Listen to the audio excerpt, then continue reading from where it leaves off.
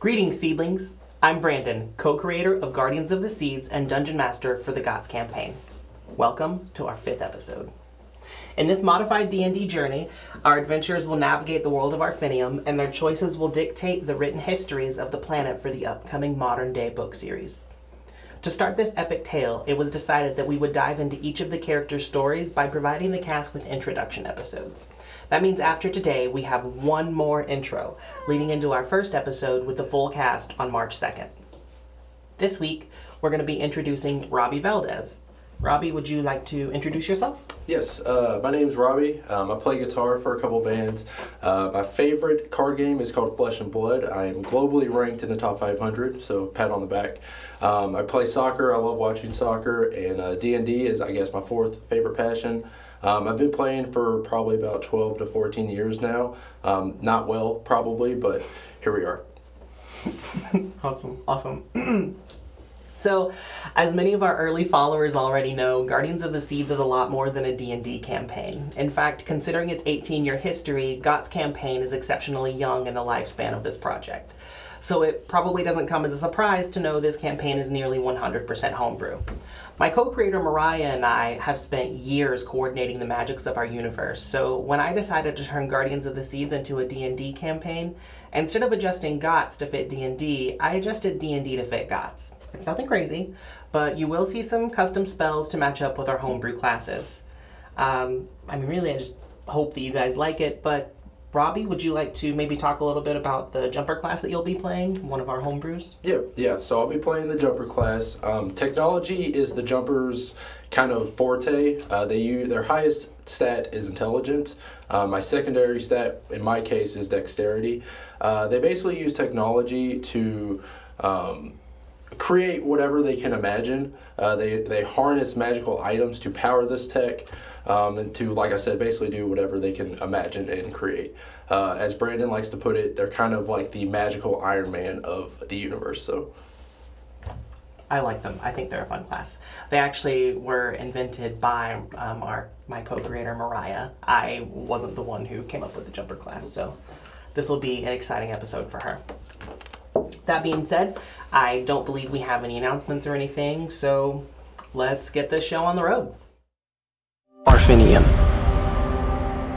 A once great world filled with cities and villages of the magically inclined, now lies in ruins. Mass disappearances led to hysteria among the few survivors. With little to go on, gossip and rumor of a planetary curse spread rapidly. Tragedy, once again, reigniting the search for answers. The last clue at solving this centuries-old mystery? Bolt Royal Castle.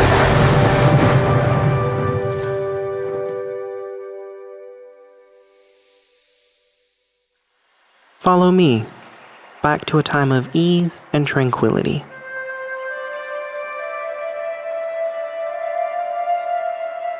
When Bolt Royal Castle stood as a beacon of hope for the citizens of Arfynium.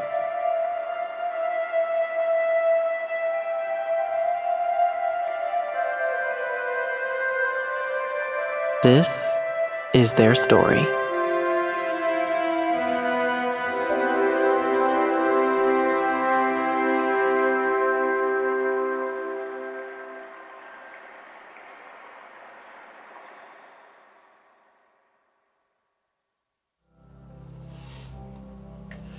Okay, so we are going to start this session with Lusiar coming back from an interesting encounter. You just saw something that you weren't expecting. There were several people sitting around a campfire, and all these people had various traps and weapons and things like that just hanging out in mass quantities, way more than the number of people suggests they would be capable of using. the number of people that were there, you were looking at 5 or 6 people, more than you individually would have been capable of handling right off the bat.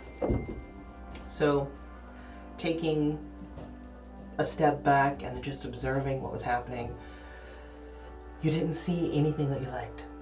And you find yourself making your way back towards Three Moons Tavern. On your journey through the forests, what's going through your mind? I'm pretty concerned. So one of the jobs that I have on this planet is the protection of dragons. So the first thing that came to mind was that hopefully these aren't poachers that, we'll have to deal with. As I go from town to town, I actually have a cloak on that is this, well, I don't have the blue on, but it's kind of like a navy blue. I don't like it being obvious that I'm in castle clothing. I am always in my work clothes 90% of the time. Okay. But as I'm traveling, I like to have a cloak on with no hood up, just to kind of not make it obvious who I am and what I'm doing. But yeah, I'm not liking this sight. So kind of sleuthing your way back. Yeah. As you approach the tavern, what do you think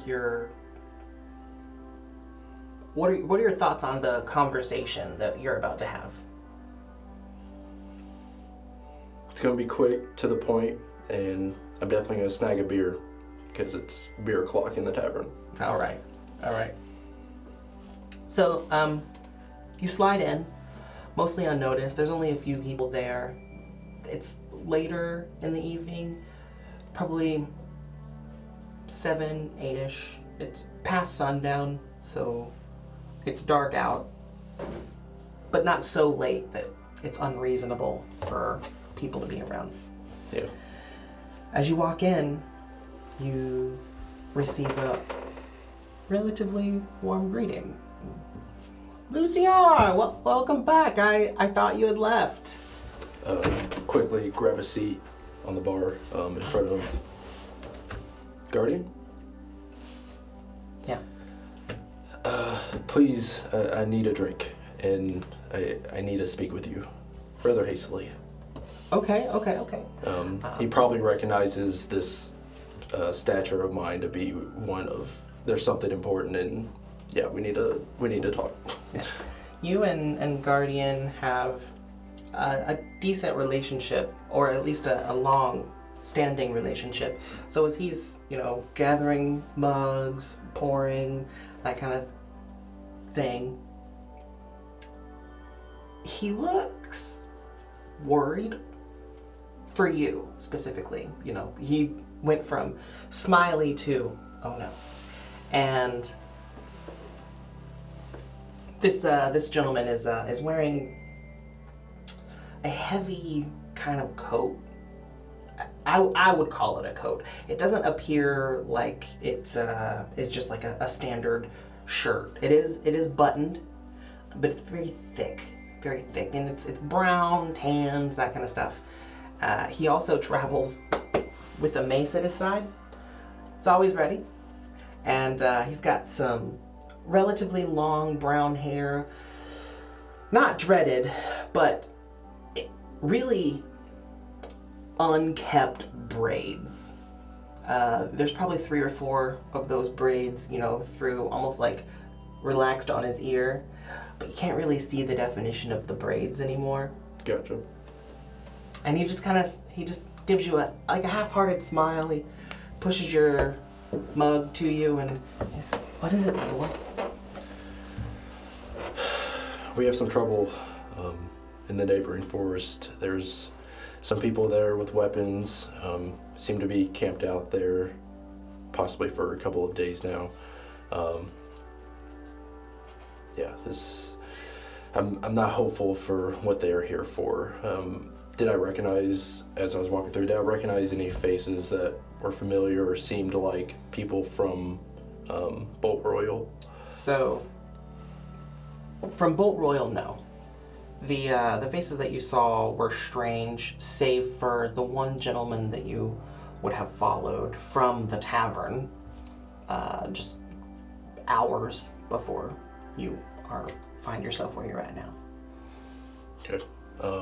Yeah, I didn't recognize any faces or anything, but I feel like I should report it and get to the bottom of why they're here. Okay. Okay, what kind of stuff did they have? Like I said, weapons. I didn't see any specific hunting items as of yet. What else would I have seen besides weapons? I think that when we did your development role play, that we discussed things like claw traps, large chain nets, that kind of stuff. There were hunting equipment there. I take back my previous statement. Yeah, was it big enough for the usual dragon poachers that It all, would come through? they were in piles, so Okay. if you hadn't gone to investigate, it could have been 1 or 2 large nets, it could have been 5 or 6 medium nets, but because they were kind of clumped together, it's not super clear. The possibility's there, but you don't know for sure. Gotcha. Would I infer that these aren't professional poachers? I would say they didn't look skilled. Yeah. Which is arguably even more dangerous because they could, hurt even more what they're hunting than usual. I'm pretty concerned they might be pretty hasty and do more damage than is intended, so I should probably get to this pretty quick.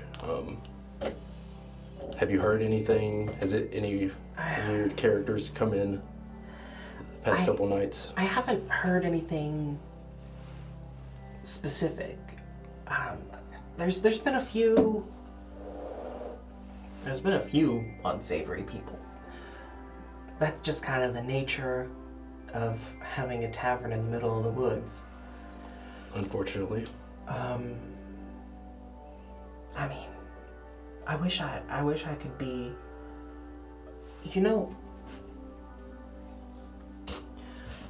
Xerxes might be someone who would be helpful for you here.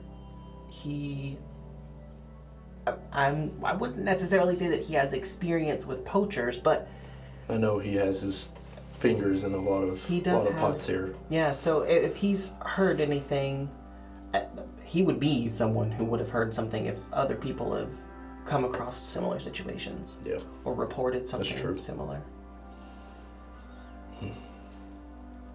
Well, I guess now's a good time than ever to meet him face to face and actually have a talk with him for the first time. So if you think that should be my next step, I think I might agree with you. Okay. He starts fiddling behind, grabs a little sack, and he's stuffing some things in it, and he hands you over said sack, and he was like, "Here, have some food for the road. Just some apple or 2, some bread, nothing crazy." He would know my favorite, my preferred snack. So I assume he put some pieces of bread and a little bit of jelly in there as well. And I just give him like the nod of thanks. Appreciation. Yeah. A very gentlemanly note of thanks. So kind of finish my drink rather hastily. Don't like wasting the good old drink. As I'm heading out, I do a quick scan of who's in there. Is there anyone that kind of sticks out to me? I visit this place pretty often, so I've come to learn, the regulars and. I would say you see some casual faces. He's the boy that you encountered before, that Guardian essentially bought from the man that you followed. He would have been kind of over on the edge, kind of wiping himself down, scarfing down food, that kind of stuff. Out of the way, so that would have been a new scene here in Three Moons Tavern. But other than that, Nothing special. How old was the boy? Boy's about 17. 17. As I'm passing him, I kind of run over real quick, and in my side pocket, oh, come up for a moment. I have a visitor. In my side pocket, I brought over a tool that I don't really use as often, but I used when I was about his age, which was only 3 years at this point. But it's a little carving knife that's actually specifically fit for carving more of the harder woods, even maybe some light metals. But it has a little engraving on it that's a lightning bolt, and I just hand it to him and say, here. Reaches out and he just kind of looks at it and is, thanks. Find a use for it. And then I just proceed to walk out. He just watches you leave, and as you're heading out, you hear Guardian say, I'm sure that Xerxes is in Heartland, so you shouldn't have any trouble finding him there. Without turning around, I just give him the salute and proceed out. Awesome. So, you make your way. In your side pocket, you found a cat. You make your way, and you have to. It's a bit of a trek. The nexus that you're heading toward, so that you can make your way to Heartland, is a 1.5 miles, 2 miles from Three Boots Tavern. So you're talking about a 25, 30 minute brisk walk. I'm walking pretty hastily. Okay. A little above walking speed. Cloak is up. I'm pretty familiar with navigating through these woods, so I know pretty much exactly where I'm going, and I have always an eye out for danger. Anything that would be unusual, I would probably immediately notice. Okay. So, do me a favor and just give me a roll, a perception roll. If you want to add nature, if. Yep.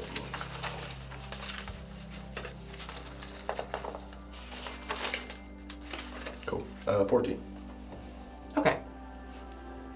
What you notice is that it's unusually quiet.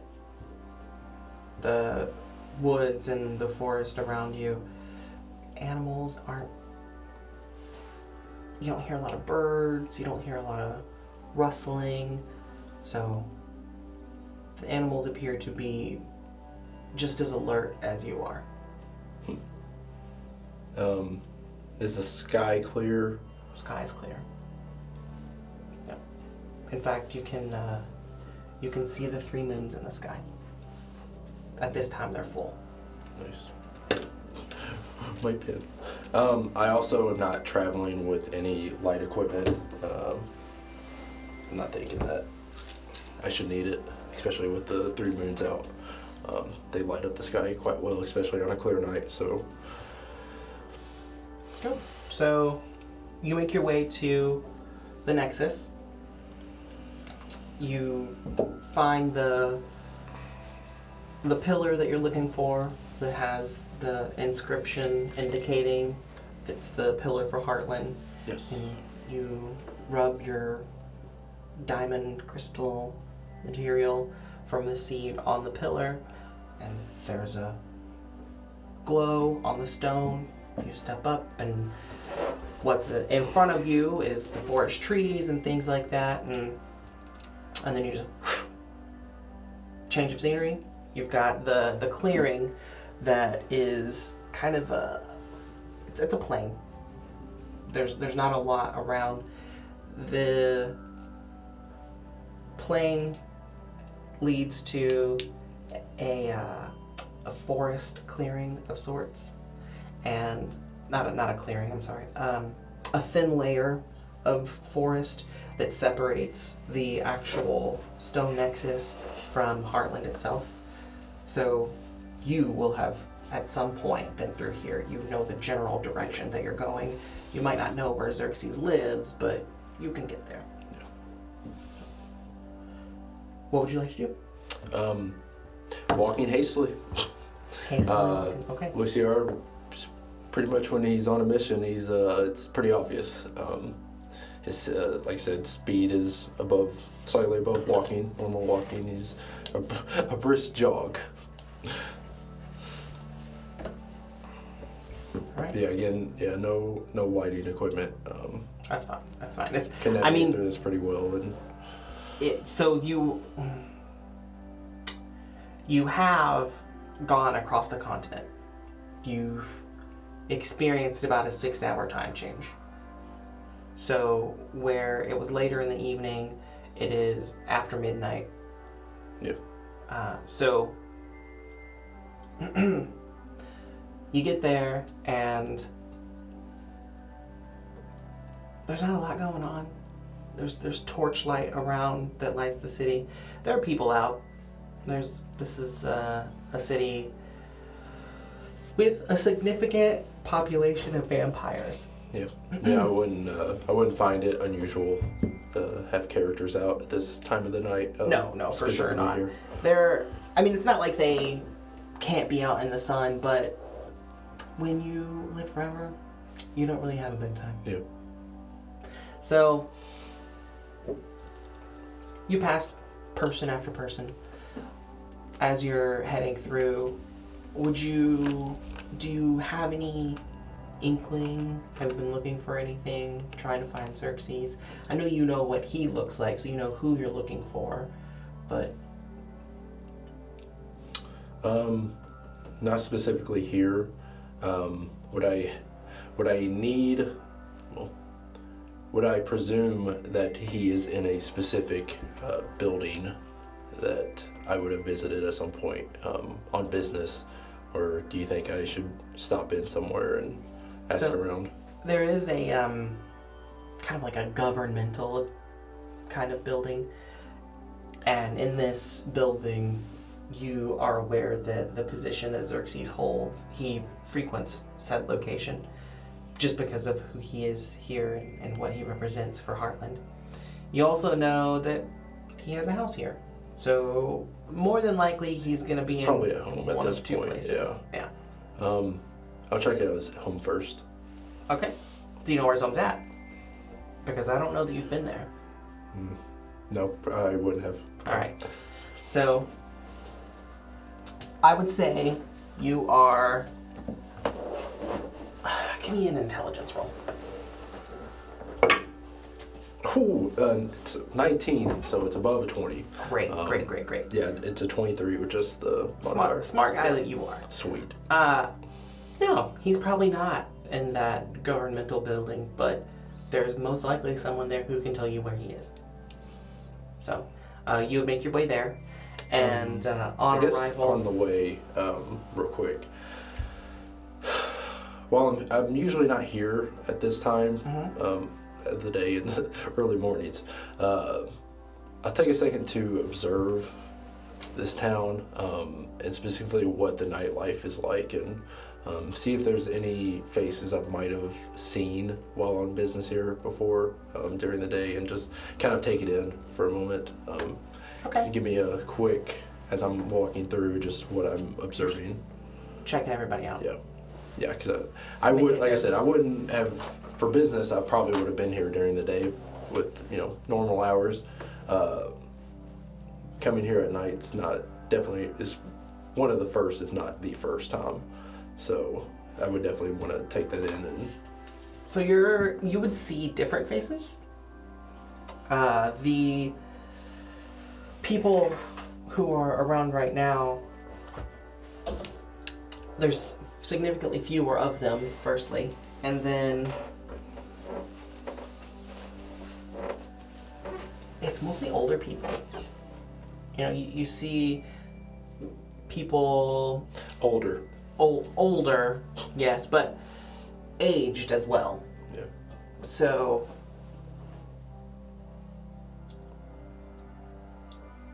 I would say these people are people you would consider to be like great aunts or fresh grandparents. They've aged a bit, and I mean, yeah, probably a lot of them are vampires. Then there's also the option that some of them are witches.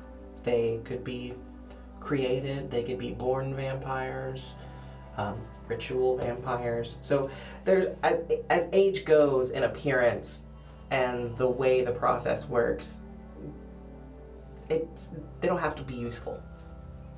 And the aged appearance is probably in relation to that whole, they don't have a bedtime, you know, they don't have any particular thing that they need to be doing. They're just kind of hanging around, spending time with people. Yeah.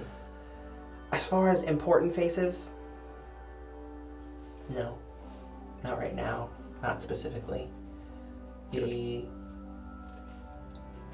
people who have important roles here in Heartland have important roles at specific times, and right now most of those people would be at rest. Sounds good. So, on the way? Yep. All right. So you get there, and there is a person who is in this building, almost like a librarian. They're just behind a desk, keeping score, checking out what's going on, taking names, probably doing some paperwork at this point in time. Could just be doodling. You can't see over the lip of their little desk. And can you tell me? Yeah. This? So the young woman who is sitting behind the desk, doing her thing, doesn't really pay much attention to you. She sees you walk in, but if you don't ask anything of her, she's not going to ask anything of you. So she continues on about her business. And as you look around the room, it's tall. It's a very tall building. Ceilings are easily 15, 16 feet. There's, right here in the main room, doesn't appear to be a second level. But you do see that there's like if this is the room, there are entrances that go through, and then it's like a half wall. So there could be an upstairs for meeting purposes or whatnot. But the section that you're in right now, kind of ornate. There's columns of sorts. Mostly everything is an off-white in color. The furniture is all oak, dark, and there's not a lot of light in here. There would have been a lantern at the desk for the woman, and there would have been a couple of sconce type lights at the front and back of this large room, but it's mostly just... I do note that this is more of my vibe than Bolt Royal Castle. I suspected the couple times I've been here briefly that was the case, but this just confirms it. I was like, I feel like I would enjoy being here a little bit more. I might need to find out if that's possible. As I enter, I take my hood down and walk up to the woman. What race is she? She appears to be human. Ma'am? Yeah? I'm looking for Xerxes. I was sent from the council. I need to speak with him rather quickly, if that is possible. Yeah. She just is fiddling around, looking for things, and then she just pulls out a slip of paper. She just hands you a slip of paper. Has an address on it. Ah. Thank you. Down. He's on the prowl. Down. Go. Oh my gosh. We'll deal with it. It's fine for now. I turn around, just presuming that I would know where it's at, and quickly realize that I would not. And I turn back around. Which way is this? Oh yeah. And then she's quickly becomes alert, and she looks over and she's like, well, when you exit this building, you're gonna take a left, and you're gonna go left probably about 3 streets up. I don't think that there are any signs indicating street name. No, there's not. So about 3 streets up, and you're gonna take your first right, and then there's a large tree in front of a white house, and at that tree you're going to take another right, and then your house that you're looking for is going to be over on the left, and it should have a number on the front fence. Perfect. Thank you. Okay.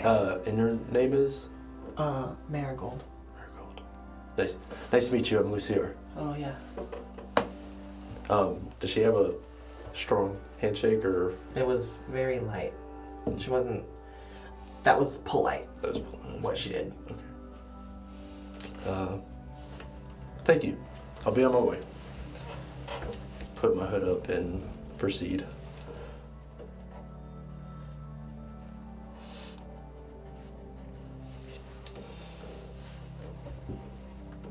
I do find it odd that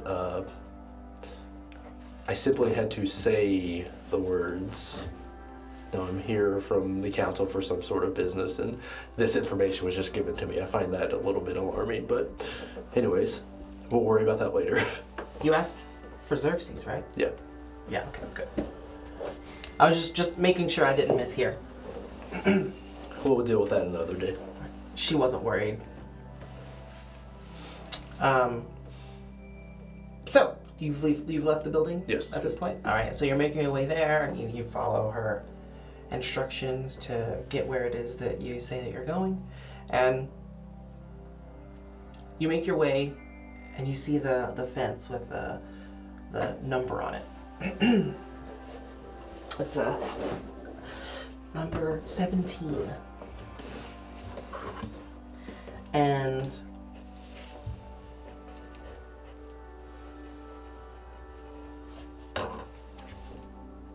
you see Xerxes outside, and he's working with some flowers. Just kind of pruning, hanging out, just in a front little garden.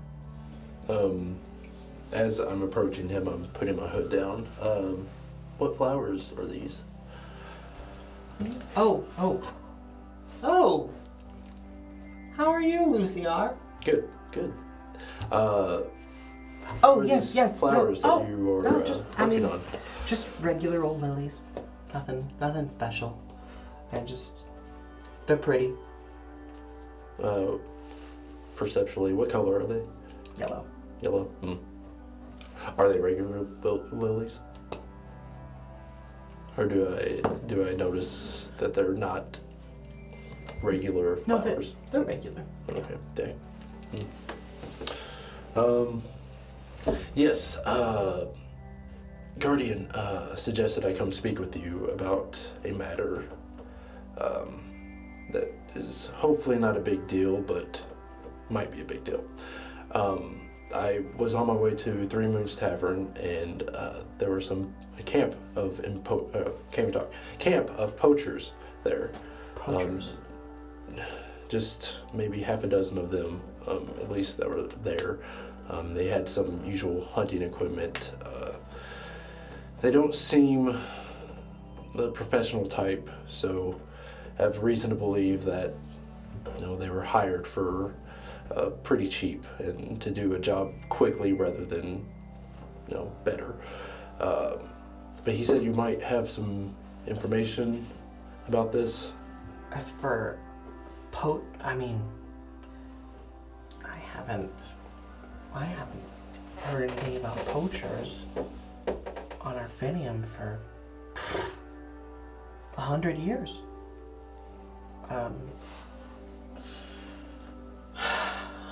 What kind of stuff did they have? Just the usual equipment, some traps, a couple of weapons that would be used for, I guess, corralling animals or Does he know about? I would assume he knows yeah. about dragons and all that. Yeah, dragons and such. That's would dragons be just about the primary target for poachers on this planet? Would there be any other wildlife that would be specifically targeted, or is... So, do a history check for me. 18. Great. So, based off of your time at the academy, what was that place called?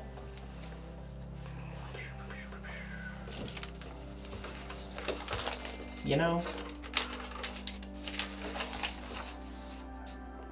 it's okay. I'll find it in a second. But based off your time when you were going to school in Bolt Royal City, you would know that Arfynium is home to several rare creatures that don't exist now, we know don't exist on other planets, but also don't exist in many places on Arfynium. That's the case for animals, some plant life, the crystals that sprout from the crystal seed, also very rare. There are a lot of things that are coveted on Arfynium, but also Arfynians don't especially covet these items. So that would explain why Xerxes has not heard anything of poaching in, say, the past 100 years. He won't have encountered a lot of people who desire to fight for, these types of items, because as far as the citizens of Arfynium go, in Bolt Royal City, as far as you're aware, everyone has everything given to them. They don't have to want for much. And then the other cities of Arfynium are headed by some pretty generous people as well. You have met a lot of them, so you would recognize that your typical citizen on Arfynium is not out scavenging for goods, either to make a quick buck or for some quick magics. So I would presume that these are off-world individuals. the likelihood is much higher because the possibility of being here from off-world has grown exponentially in the past 50 years. And then, of course, we have the fact that we have dragons here now, which are also a relatively rare species on Arfynium and, on Argit, the other planets that have started the integration process for the rehoming of the dragons from the planet you call home. And that being said, maybe they are from off-world. Maybe you have just encountered some relatively rough individuals who haven't been handled yet, and they're doing something they shouldn't, and no one's caught them. It's Gotcha. kind of up in the air. Well, I guess that hones in on where the weapons specifically fit for larger animals, or The clamp traps, the the metal claw trap. Yep. teeth, Yep.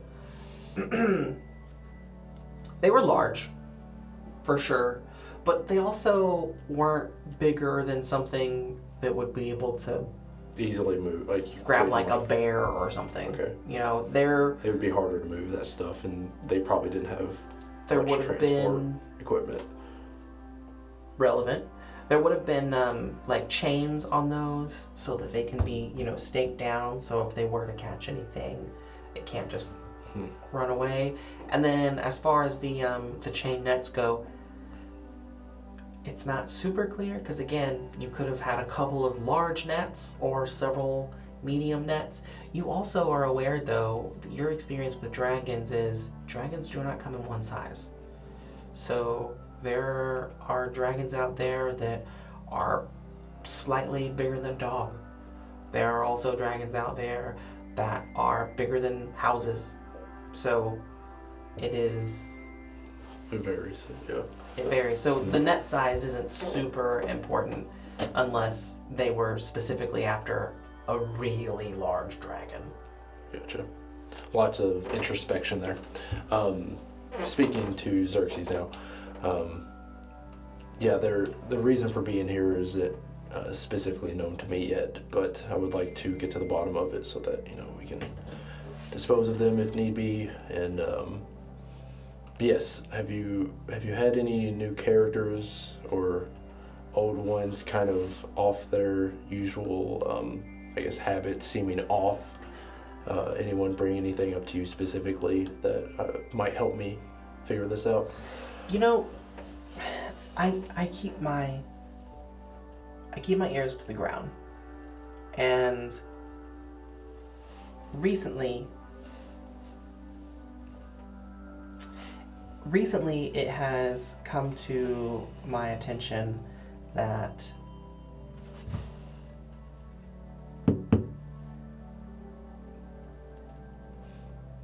I apologize. I'm looking for a piece of information. You're good.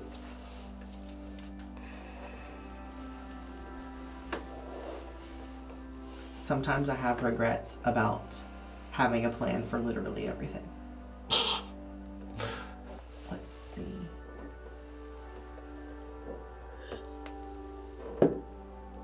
And we're gonna get there, guys. I'm We'll find looking it. for my... Here it is. I have an NPC guide for all of our fun little people, and... Speaking of something else, I don't want to jinx it. I probably just jinxed it, but I've been rolling good. Went from 11 to 19 to 18. There it is. Okay. Now I'm probably just going to get 9s and 8s for the rest of the day because I just said it, so, but... Let's reverse that. That didn't happen. All right, so I keep my ear to the ground, and recently it has come to my attention that the barrier around Shadowfell hasn't been breached, but there's been echoes. Like someone's trying to get through. I didn't think anything of it, but probably a couple of years ago, I started getting reports of these attempts on the barrier around Shadowfell every few months. And it's not super weird for the barrier to have a ripple of energy. Yeah. Because it's natural, for one, and two, it's not uncommon for the people inside Shadowfell to try and leave Shadowfell. The frequency, though, the fact that it's gone up, and in the past few months, it's probably happened once or twice a week. There's not been any people who have left or any people that have gone in that I am aware of. But What is, for the people specifically, because I obviously know what this is, what's Shadowfell? so Shadowfell, you would be aware of what Shadowfell is. Shadowfell is a town that the current guardian, Clara, has created in the mountains. And this town is for individuals. So, tiny bit of backstory. Clara will not believe in imprisonment, like life in prison or death penalties or things like that. So, as a way to appease her need for there to be some kind of way to keep dangerous individuals from hurting other people, from stealing, from causing havoc, she created Shadowfell. And Shadowfell is a relatively large space. It's probably 20 or 30 square miles of space. Like it's a large area, and there's probably only a few hundred people that live in Shadowfell, and there is a protective barrier around Shadowfell that keep those individuals there so that they can't get out into the world and cause the same havoc that garnered the treatment that they have received, by being given in the first place. So It's a prison without being a prison. it's a prison without being a prison. That's exactly what it is. It's, they can live a life, and also they can't directly impact people who go out of their way to do good. Gotcha. So there's been some disturbance from within. Most are within, but there have been a few that have been from the exterior as well, which is the only reason that I think to bring it up. There's kind of it's like a wave, as far as the ripples go, because sometimes they're more frequent than others, and like I said, in the past 5 years or so, they have increased a bit, but that happened about 20 years ago as well. There was an increase in ripples, so I didn't find it odd, but now that you're bringing poaching as a potential for what's happening, I'm wondering if there have been people not necessarily trying to leave or to get in, but communicating with people who are in. Because it's not a sound barrier. If you have an individual who's inside the barrier and someone who's outside the barrier, they can still communicate. It's a no pass barrier, or can you go in? It is no pass. Okay.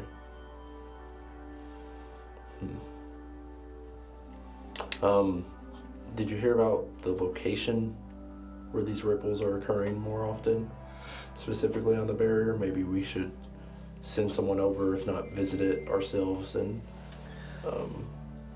kind of scout it for a little bit. I get reports just because the Shadowfell is in the mountains above Heartland. I myself am not capable of sensing where the ripples are. The reports that we've been getting, though, have been from Bolt Royal. It's possible that you could find someone there who could tell you, as well as report what it is that you've discovered. Yeah, that's precisely what I intend to do after leaving here. Well, I guess in the morning when normal people are awake. Yeah, I have a spare room. There's an inn up the way. Whatever your preference. Yeah, I would definitely hit the inn. I wouldn't want to bother you. This is kind of our first meeting, and sorry, it was not our first meeting, but our first time kind of interacting one-on-one like this, and I appreciate you, giving me this info, and please let me know if there's some way that can be of use for you. I know, favors going both ways can be quite advantageous for both, so I have plenty of things that could help you at some point. Thank you. I will keep that in mind. And he shows you the direction that the inn would be in, and you guys have your pleasantries to say goodbye, and he sees you off. Hold up.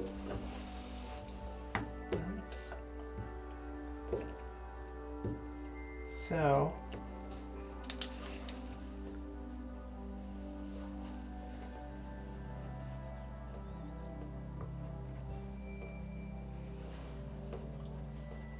as you're approaching this inn, what's going through your head? What are you planning?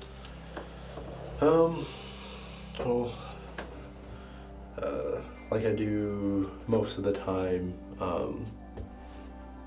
I plan on going to Boat Royal Castle and speaking with Ophelia to tell her what's been going on and the information I've gotten these last couple of hours, to see what she might think at first. And also find out if there's anyone in the castle that would know specifically where these ripples are coming from, and possibly send someone out to scout that area and get some more information. Right now I'm quite tired though. Okay. All right. Need a little nap and then wake up, and work never stops. Great. So you make your way into Crystal Cravings. It is a tavern inn. And the person at the front asks what it is that you're here for, if you could have a seat, if you're looking for a room. I take my hood down. I would actually like a room. I'll just be staying until sunrise and heading back to Boat Royal. I was just here to visit Xerxes for a quick meeting from the council, so I won't be long. Like I said, just I guess at this point, just a couple of hours of sleep will be all that I need. How much do I owe you? For listening to the chatter or for the room? The room? Just 5 silver. I give her 10.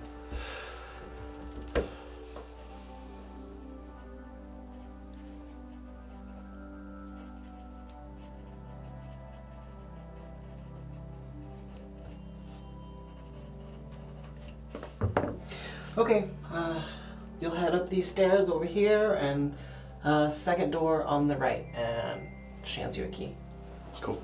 Thank you, I appreciate it. Yeah, you're welcome. So, as I'm heading up to my room, I'm like, glad she didn't ask about names. I don't really like giving that out. I like to keep my location relatively secret. The people that don't need to know.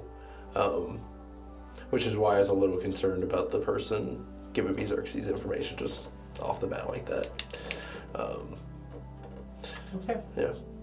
That's fair. So in this inn, is there like a common room as I'm heading up? Is there?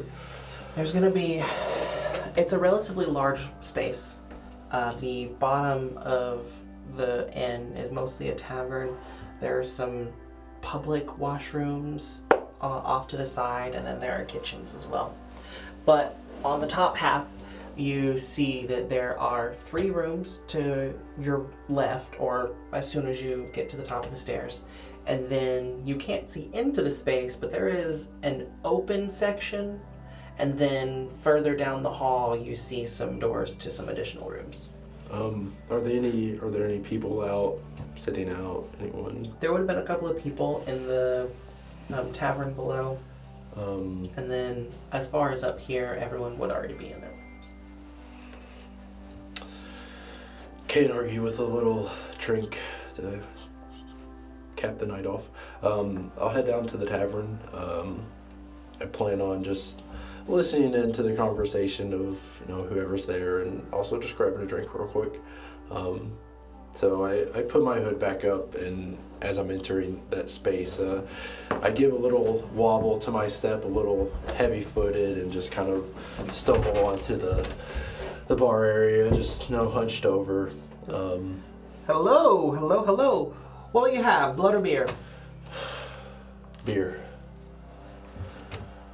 He gets some things. That was really good. I like that. I enjoyed that. I just want you to know. And then slides you a cup. What is the gentleman serving me? What's his look? So, I don't know exactly why. Personality-wise, this is not where my inspiration is coming from. But when I said blood or beer, Was that off the cuff? Was that just? it was. Nice. But the I think it might be. It's Frozen, the movie Frozen. The Yoo-hoo family guy. No? You don't know what I'm talking about? No. Someone on here is going to know exactly what I'm talking about. So anyway, he's a little bit round. Curly hair. We'll make it brown. A little fat in the face. No accent. Not like the Yoo-Hoo family guy. But, he's pleasant. Much more pleasant than the first person that you will have encountered. And slides your hand and is just like, so what brings you here? Just on business, doing the rounds. How's your day been? Just started.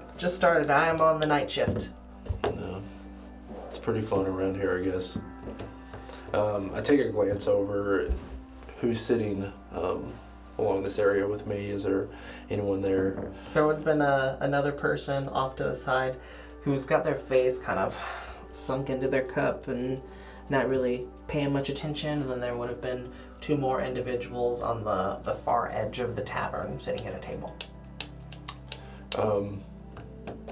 Do they look like they're speaking casually? Yeah, or they're is just it casually talking. Casually talking.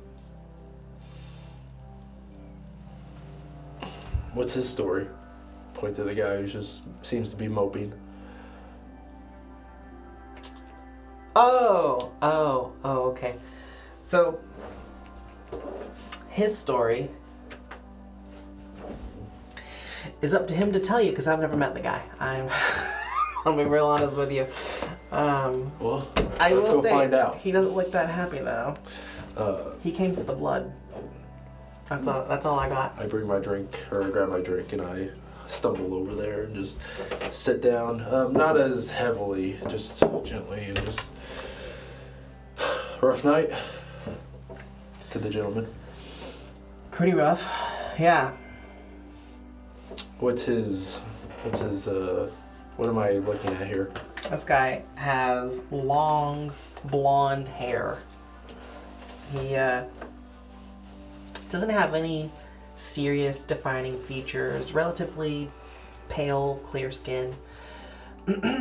I don't say pale because he's a vampire, mind you. I say pale because he's pale. He's just naturally pale.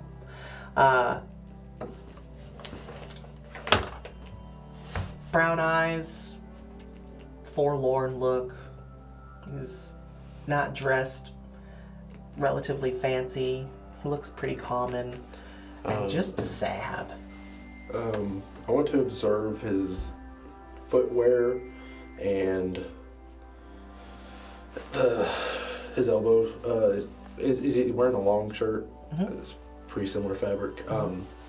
Elbows, footwear, are they worn? Does he look like a manual labor type of person, or? He's barefoot. So there's that. I do that in character. And as far as the creases in his shirt, not especially worn. His clothes, while very common, are kept up. What's got you in a tough? Well, have you ever been in love? Once or twice. It's not all it's cracked up to be. I give the common cheer to that. He just...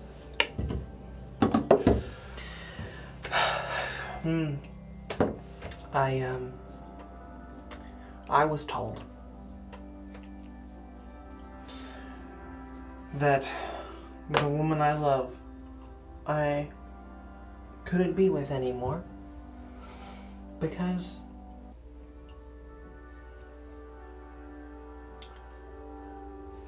it's gonna be sad. What's gonna be sad? Well, she's an elf. Live a long time, those elves. And I knew that. We both knew that. You know, we've been together for 2 years? 2 years? Probably 2 years. And anyway, she left me. And when she left me, she said that one day I was gonna grow old and die. And she was still gonna be here. And that was gonna be too sad. So here I am. And he swirls his cup of blood. Became a vampire. Found someone. They said they'd do it. Do you know what you're getting yourself into? Yes, I know what I'm getting myself into. You know, sign the contract, all that fun stuff. Become a vampire. I go back. Perfect. I find her. Problem solved. I'm not gonna grow old, and I'm not going to die, and it's not gonna be sad. No dice. Still doesn't want to be with me. So whatever the reason was, it wasn't because I was gonna grow old and die and it was gonna be sad. So here we are. Don't mind me. It's been 85 years. It's just sad sometimes. And you're still not over it. Takes a drink. I saw her today. Ah. That explains it. What's her name? Let's give a name to this hurt, this pain, and we'll find something to do with it. What's her name? Astrid.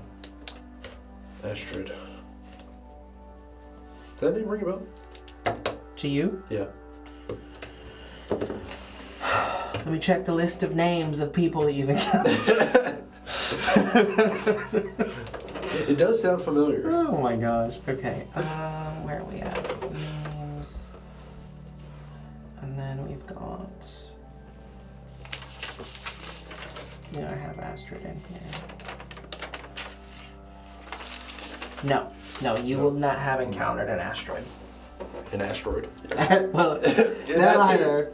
But an Astrid is no. That's not one of the people that you know.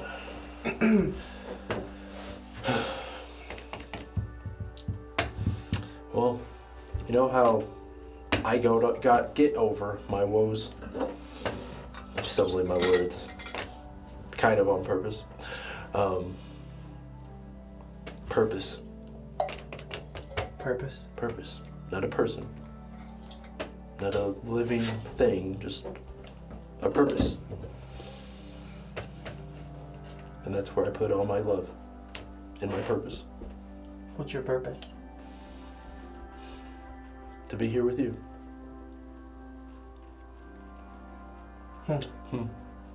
Interesting. Yeah. Yeah. Anyways, yeah, purpose. Maybe, do you have a purpose? Is there anything you do that you love? It really helps, living? Not especially. I moved here. There's nice people. What's your name? Hold on. Gotta test the DM. Gotta take him places he didn't plan for. It's just stressful because I have names for so many people. But not this random guy in the tavern. Septimus. Nice, I love it. And yes, I definitely spelled it the incorrect way, but it sounds good, or I know what it sounds like. Septimus. My name is Lusiar. I work at a Boat Royal Castle, and You work at Bolt Royal Castle? Yes, yes. Oh, that's interesting. Yeah, it's not all what it's cracked up to be, let me tell you.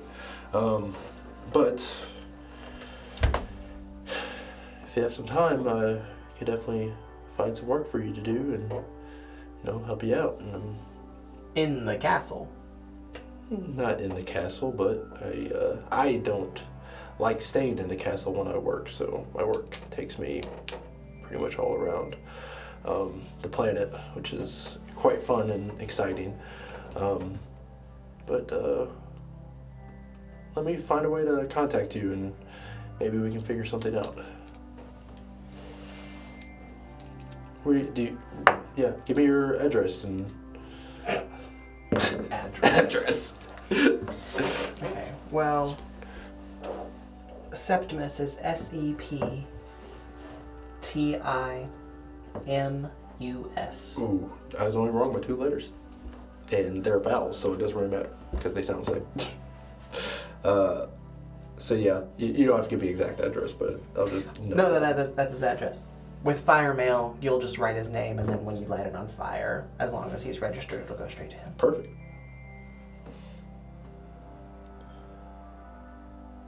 Sweet. So I guess, yeah, I'll be in touch. Find something that sets your heart on fire and follow that. People most certainly can't. And ask the bartender to give my friend here another drink. I think he's going to have quite a wonderful night. That's the mindset we have to have. Have a wonderful night. A wonderful night. And it Sounds- shall be. Sounds good. I'm going to sleep. Good night. And then you see him down the remainder of the cup that he had. Ooh, hiccup. And then he takes the new glass. And I'm going to head up to my room. Yeah, so I like planting seeds,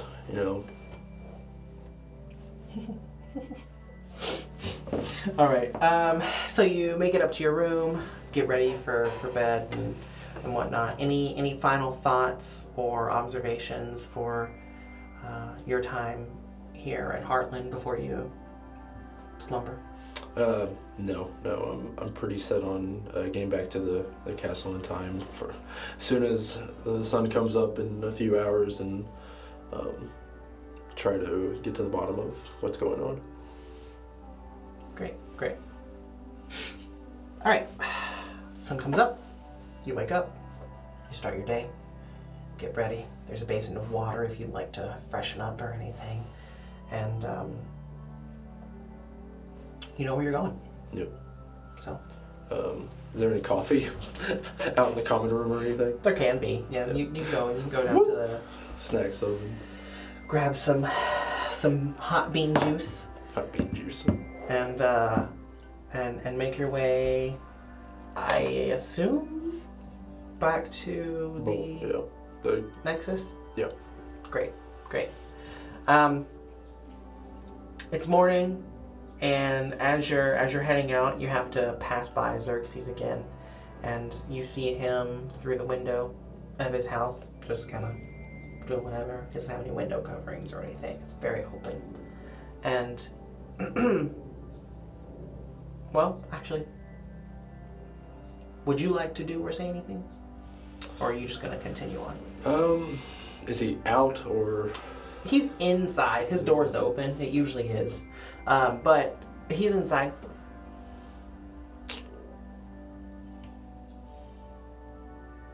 No, yeah, I don't really have a reason to go back in there.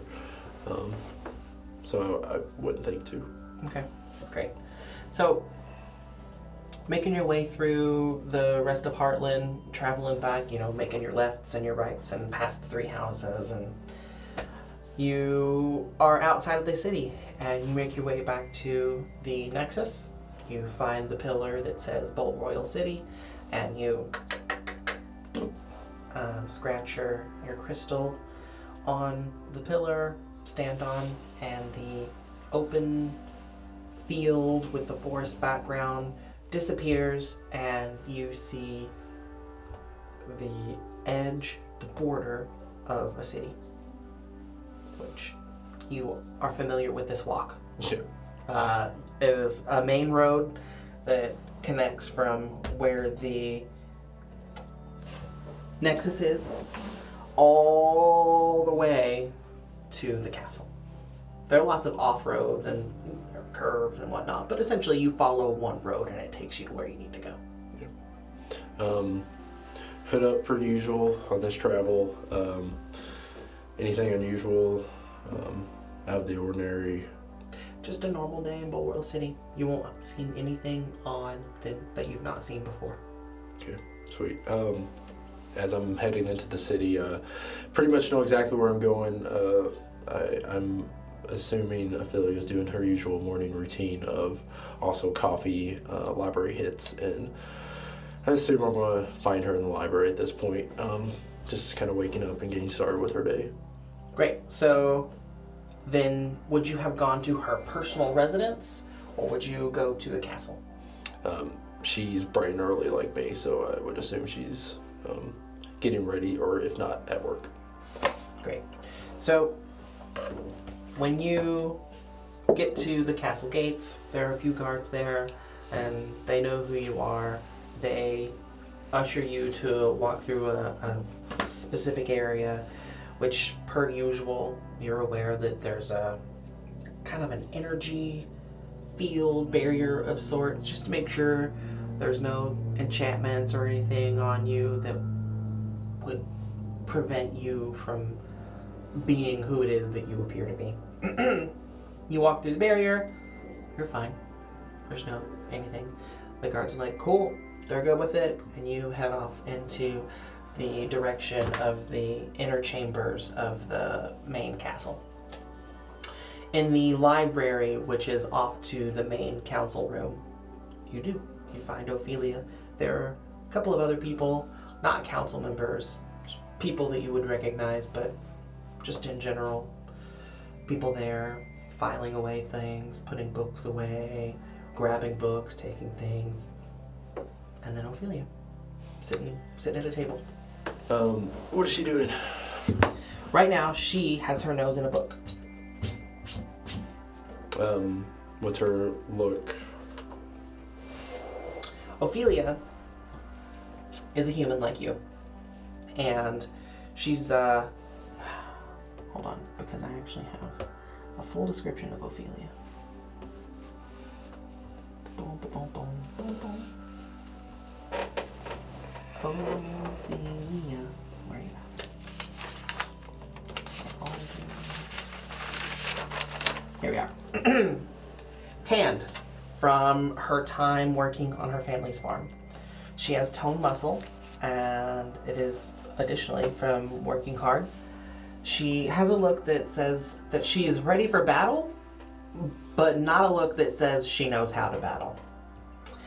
She looks prepared mentally. That is her general appearance.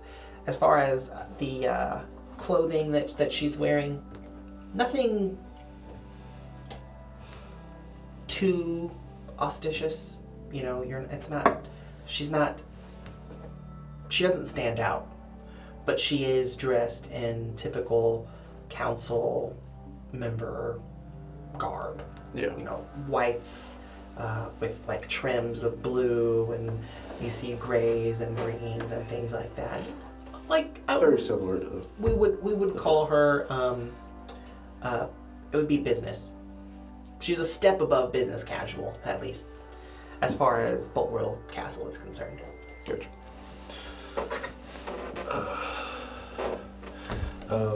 Walk up to her, look over, and what is she reading? She's reading a book on horticulture. What is it? Horticulture? What is that? Her time on her family farm means that she studies a lot about plants and animals and things like that. Just anything that can affect the food source that her family provides for Bolt Royal City. Because as the city is roughly 3 million strong, there has to be a pretty serious supply of food provided at all times. So she always makes sure that she's well informed on how to do that. I just look over her shoulder. Interesting. We need to talk. She just flips a page. She glances up at you a little bit. About? There's some poachers over near the forest, near Three Rivers Tavern. They have some hunting equipment. Nothing professional. Would do more damage than anything. There's minimal catching going on. Spoke with Guardian about it. He sent me to Xerxes, and Xerxes didn't hear much, but there is a little bit of activity going around Shadowfell. Have you heard anything about any breaches, any issues with the barrier? And I'm saying this while just kind of looking around the library. Our relationship is when we talk, we usually just look around. We don't usually stare eye to eye. We just, yeah. Ophelia is similarly reading book, and she hasn't looked away from the book during your download of information. So, after you're finished talking, a breach? No, not a breach of Shadowfell. We've gotten reports of the ripples. From who? Clara. She maintains the barrier, so I think there's a document somewhere here, and she's looking around the library, and actually I think it's in the council chambers. Could you grab the Ripple report, the Shadowfell Ripple report, and then you see someone go off into the other room. And she continues looking, off center. Like if you're here, she's like watching the other worker in the library, and it's like, so why question the ripples? They've been more frequent recently, and the sighting of the poachers is probably not a coincidence, so I specifically was wanting to send someone out to scout the specific location of where the ripples are happening and see what's going on there. I may need to go deal with the poachers myself, but was wanting your take on it. And also, why are you reading this book again? I think this is your third time through. You already know just about everything in this library. Kind of laughs, and she closes the book, rather like makes a kind of close of it, puts it down on the table, and then this time looks directly at you. What do you do for fun? I do. Do what?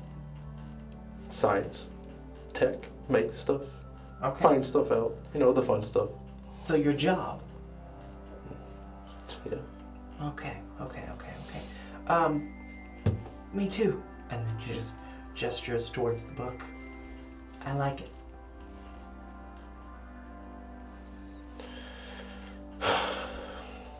I guess if you're not inspired, I guess you gotta look for inspiration elsewhere. I'm not sure.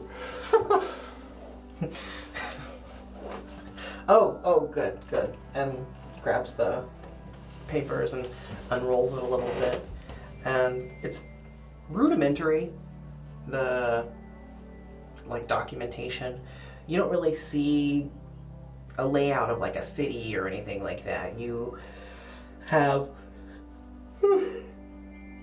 topographical information of the mountains, and then an outline of what you assume would be the barrier on top of the mountains.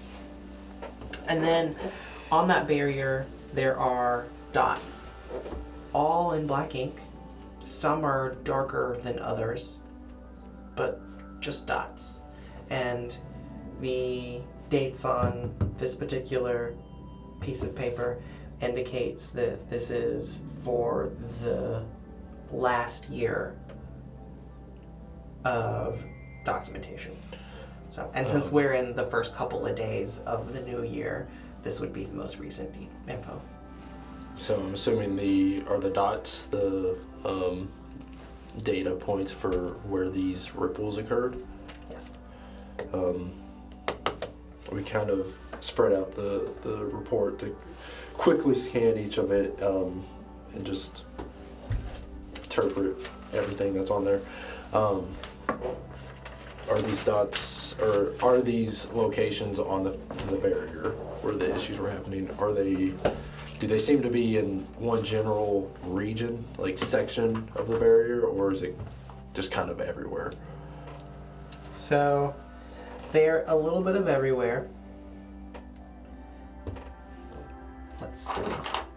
I'm going to provide you with something.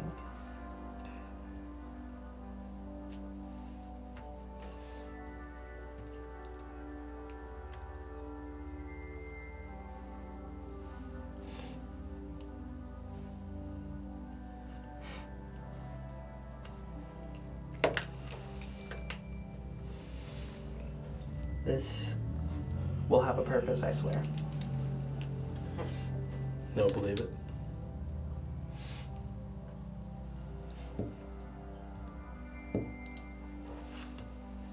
We need commercials. Then demand it. I mean, probably not a bad idea. I think this all will make sense. Yes.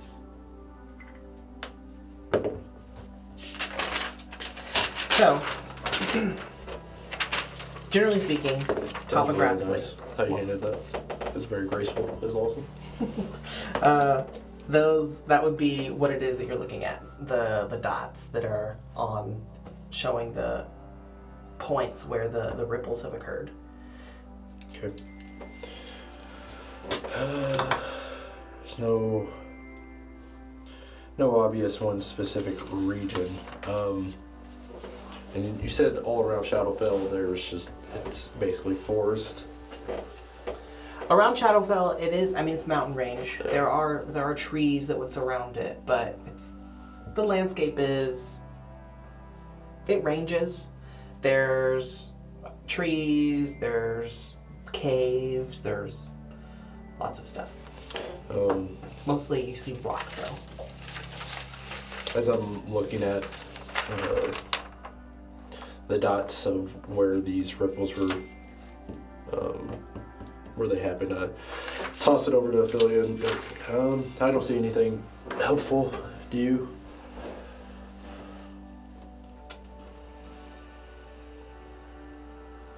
So Ophelia is gonna look at them. I mean, not especially. I mean, some of the ripples were stronger than others, and she points to the darker ripples. Yes, And give me an investigation. Is investigation intelligence? Yeah. Yeah? Yes. Yeah? Yep. Okay, that's fine. I'm scared now. I had all the confidence, and then I made that comment earlier. Here we go, though. Yeah, it's not too bad. 11. An 11? Yep. Okay.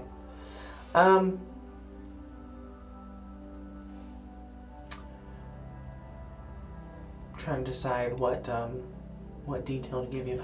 I would say the spacing of the dark ripples are intriguing.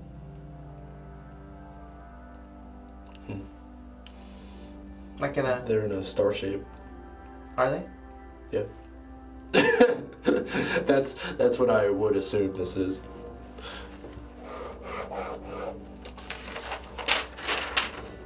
Okay. So, will you have done that in character? Yes. Great. Ophelia. And I kind of prod her. I'm like, yes, that's obvious. Boney, there's what does this mean? What is this indicating? Huh. And she just kind of looks at you a little bit baffled. She'll be like, I didn't notice that. Okay. This could be important. And she reaches out for the report, and she rolls it up. And she's like, I think that I should show this to Clara and ask her what she thinks. How will she help? What? I don't know. Nothing important could come of it, but it's also possible that the darker ripples are where people have spent the most time, and it's possible that they're attempting to break the barrier.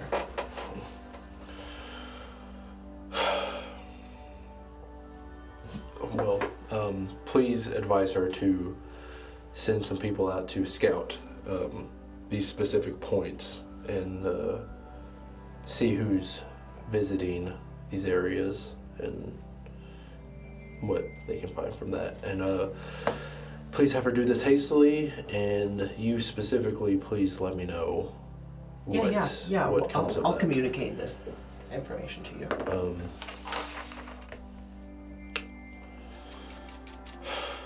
As for the poachers, I think I'm going to pay them a little visit and see what I can find. I'll reconvene with you at some point. And Isn't today migration day? Yes, you're right. Oh, such a busy day. And into the report, and I just look at her. Just, I'll see you. And then she heads out with the report in hand. So what does the rest of my day entail for that? So at this point, I would say it's probably in the 2 o'clock-ish range, and you're looking at the migration to take place at sundown. So you've probably got 4-ish hours.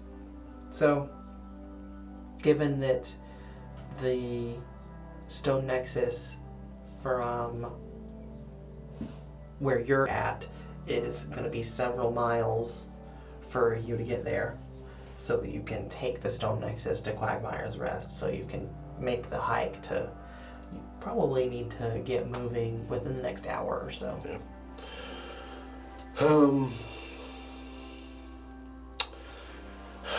I suppose I should go check in before I head out. Navica doesn't build itself. So before I head out for the castle, I'm going to stop by, just check in with, I guess, do we call it the harbor? The sea portion of the castle area. Like a seaport. Yeah. If you wanted to, you could definitely head up the face of the cliff and make your way to the son of a biscuit. I name everything. I just need to start remembering stuff. The Citadel Overlook, where the military personnel are trained, on top of the cliffs that overlook the ocean to the north of Arfynium. Cool. I guess I'll give a brief thing. So something I'm in charge of in Boat Royal Castle is the development of the Navica, which is translated common, the Navy. build ships, preferably for battle, but not necessarily for that. Warships, that kind of thing. And I got in charge of building this department, and basically, it's a startup, and it'll be developing over the next, couple of years probably. But that's my big job here, so gotta tend to it, make sure everything's going well. All right. So as you make your way through, originally when you walked in, it was business as usual. Nothing was out of the ordinary. But now as you're walking out of the library, there's a lot more movement. People seem to be strained a little bit, worried, panicked. There's the kind of first face I would run into that is close to my not command level, but just who would know what was going on. Yeah. So there's no one who is a council member in the area, but you do see a couple of guards who, we'll call them, they're in charge of the things going on. They're more of a managerial role than a guard role. And someone comes over, and if you were to catch their attention, they would, yes, what is it? What's going on? Why is everyone a little frazzled? Everyone seems to be overly panicked. The twins are missing. I gotta go. Yes, they go on excursions quite often. What do you mean missing? They're gone, and no one knows where they are. So I'm gonna... And then he heads off. I again scoff, and family is always doing something, making things difficult.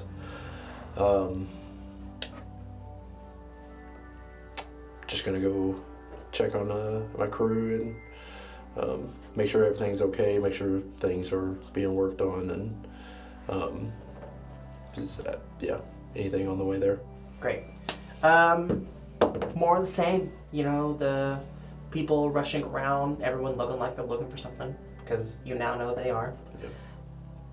So there's a platform of sorts that acts like an elevator, and it takes you up to the top of the cliff where the citadel is, and as you make your way to look over on the port, the construction of the harbor port area is underway.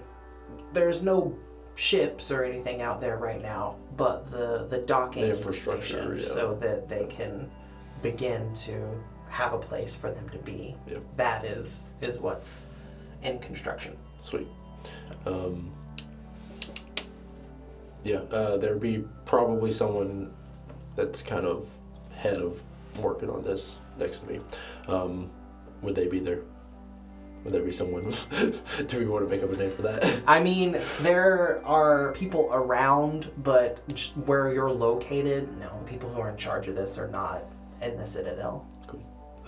If everything looks, business as usual, I'll feel comfortable to head out. Okay.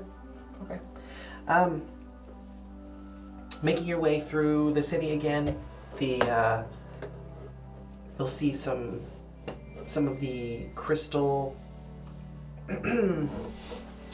well, like the alert system for Port Royal City. And every once in a while, you will see pictures of, not pictures so much, more like holograms, of the twins. And they'll rotate a little bit, and then after the images of the twins disappear, a similar hologram of Clara pops up, and she,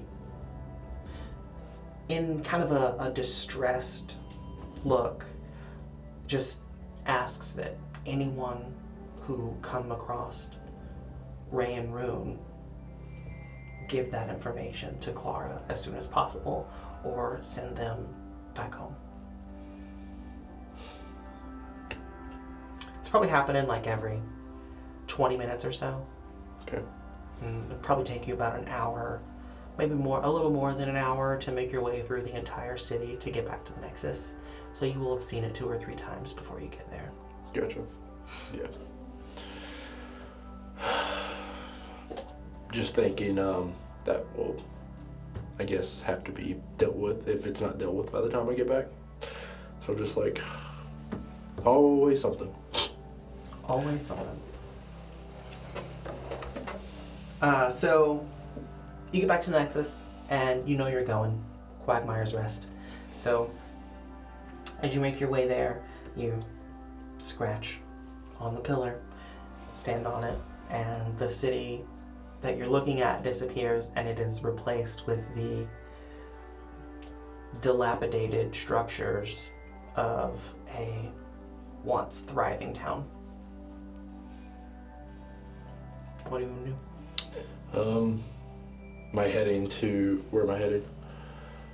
So the point of the place of the migration for the dragons is the Guardian Temple. There's a dozen or so smaller dragons that are heading to the Guardian Temple for the next few years to call that place like their nesting grounds. So they have a place to come back and rest between whatever it is that they do during the day. Gotcha. My point of the migrations for Arfynium is that the dragons don't deplete any one location of its resources so much that it's not replenishable. And the Guardian Temple Enclave was used once at the start of the integration of dragons on Arfynium. So it's now been 15 or so years, and they're making their way back to this location as kind of a cycle. Gotcha. So basically I need to get this area set up. Mm-hmm.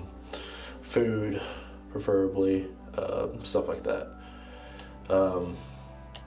So on my way through, I'm gonna be looking for things for them to eat, to bring, Okay. stuff like that. Okay. And just getting ready for this next couple of hours. All right. So, as you are making your way through the town, everything's kind of falling apart. Most of the shops are closed. Window, like, shutters are falling off. Doors are hanging on.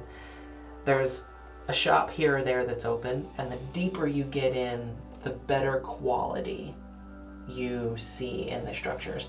Not significantly better, but improved. You can read signs. There are real doors. You know, no windows are broken anymore. Paint still chipping, stuff like that, but the structures are there and the people exist.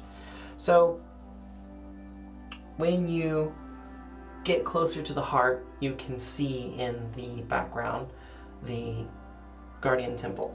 It is standing high above everything else. And as you come closer to this, you encounter your first like butcher type shop where you can find something for them. You're hard pressed to come across a butcher shop. Just in Arfynium in general, a lot of the citizens of Arfynium have a mostly vegetarian diet, encouraged by one of the previous guardians. So this being here is fortunate. Yeah. But also, not but also. But also, we'll get to that but also later. Gotcha. So you get in, you go through, and what would you like to do, say? So would this person specifically know me? No. No? Okay. Hood off. Hello! Hello. How much meat do you have available? Not cooked. Not cooked. Well, we don't cook it, so none of it's cooked. Do you have any not already chopped up?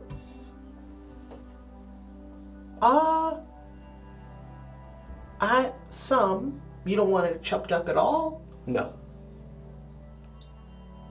Okay. I mean, we don't have a lot of inventory. Business has been really slow for the past decade. Well, hopefully I can help you out. I will take all of the sum, and then any scraps, not exactly cut up like you would normally deliver, just any scraps that were leftovers, I'll take that as well. Okay. Do you have someone that might be able to help me transport that? I mean, I can. After I'm done, I won't have anything left to sell, so.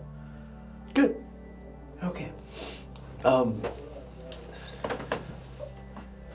second.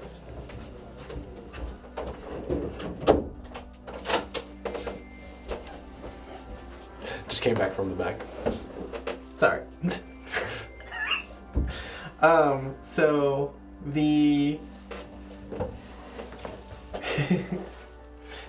just so everyone knows what happened just now, I typically have the door to this room closed off and there's curtains that hide it so that the light's not shining in, but because Robbie is on a different side of the table, it was not required to do that. And after we finish up here, we have a kind of a combat practice as a group so that we're expeditiously doing what needs to happen so you guys stay entertained. And that door wasn't closed, and someone is walking up, so I was like, nope. Close that, can't interrupt the stream. So, now that my explanation of an interruption is over, the gentleman, he goes into the back and he grabs the things that he's able to... Not the cat. No. He doesn't grab the cat. There's no cat in the butcher. So, the guy comes back and it's wrapped in some thick papers, but you see what looks to be like 4 legs of a creature, and all of the scraps that you were looking for. Then additionally, there's some large chunks. Doesn't look like anything in particular, but he's hauling things and making rounds to get everything where it needs to be. And then after he brings the last of it, he's like, I have a wagon that I use to get this stuff here sometimes. We could use that. That sounds perfect. Okay. All right. What's your name? Oh. Harold. Let's see. It seems business has been pretty slow for you. I'm sorry to hear about that. Definitely understand, because I personally don't eat meat either. Which is why you're probably wondering why I need so much of it. But maybe I can help you out and find another side job for you to do, if that interests you. Maybe. Maybe? Yeah. Yeah. Sweet. We'll talk about it now. Yeah. We'll talk about it later. Anyways, yeah, I'll grab some of the bags and whatnot and start to head out with them. Okay. He pulls the wagon from around the back so you guys can load some things in there. And then he's like, where are we going? Guardian Temple. Oh, we used to make deliveries to the Guardian Temple. That's when we built this place. Oh, so you were here... Oh, yeah, you did say that. It's been a couple decades. So you've been here since the beginning. Beginning? Yeah. never mind. On our way. Okay. And he goes about his business, and he follows behind you, and eventually you guys make your way to the temple. Yes. And he offers to help you unload some things. Where do you want? Don't worry about that. I'll take care of that. Oh, okay. Thank you. I will bring this wagon back to you after I've unloaded it. Oh, okay. Oh, he just burped in my face. I heard a little. He was like, "Why didn't you let me up there?" Okay, so the gentleman that you've been, working with goes and heads out with no particular goodbyes or anything, just kind of, okay. And then he turns around and he's like, away? "Wait, oh, you didn't pay me."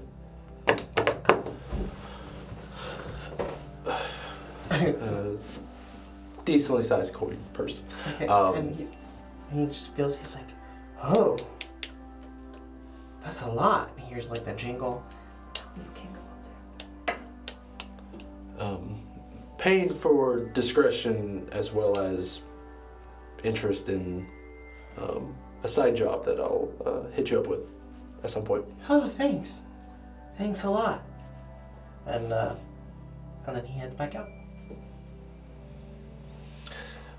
Just turn around and start looking around the area and wanting to pick up to kind of create some open areas that are specifically, circled off with whatever is hanging or whatever is in the area. Just making little circle areas specifically for them to be feeding. Great. Yeah. Great. You're just looking at an hour or two before they begin to arrive. After you finish prepping up all the areas, just can lean back and wait for your fellow dragon friends to get there. Sound good? Yep. All right. Yeah. I'm quite tired. Long day. Long week. I'm just kind of pondering, running through back to the poacher area, thinking about, did I miss anything? Is there anything I didn't think was important at first, but might have, might spark something now after talking with Xerxes and Ophelia. Just kind of pondering away. Okay. All right. As you sit there wondering what's going on, we're gonna end it. We'll call that finished, and we will pick that up on our group episode on March 2nd. Sounds good. Sounds good? All right. Wow. He's just loving it. He's having a good time here. So, we have one more episode after today. Next Saturday, we will be introducing Justin and his character, Alistor. And hopefully you guys enjoy Alistor as much as Justin and I have enjoyed developing that character and class. And hopefully you guys had a good day with Robbie. He's a hoot. Lusiar is an interesting fellow for sure. So, all right. I appreciate your all's time. You guys have a good rest of your Saturday. See you next Saturday.